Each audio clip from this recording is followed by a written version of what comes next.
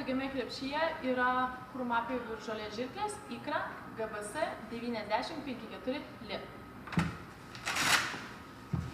Šis įrenginys yra 7,2 volto ličio jonų bateriją turintis ir 2 peilius. Vieną vėjos priežiūrai, kuris yra 8 cm, o kitą krūmų priežiūrai, kuris yra 16 mm. Štai toks. Peiliai yra keičiami labai lengvai, man-clip sistema. Štai taip. Paprasta uždėti ir nuimti. Žinoma, pakuotėje yra įkroviklis pridėtas, štai čia, ir instrukcija rasite.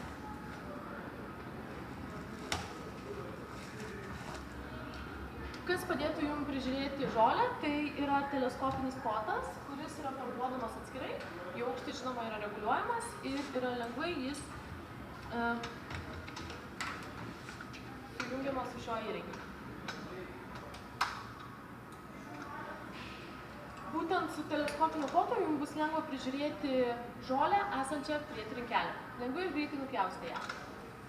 Norint, kad įrenginys veiktų, reikia įkišti ne tik apsaugą esančią štai čia,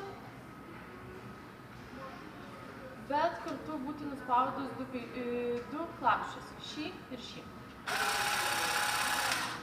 Gaminiui suteikiama 2 metų garantija, pagamintas Vokietijoje.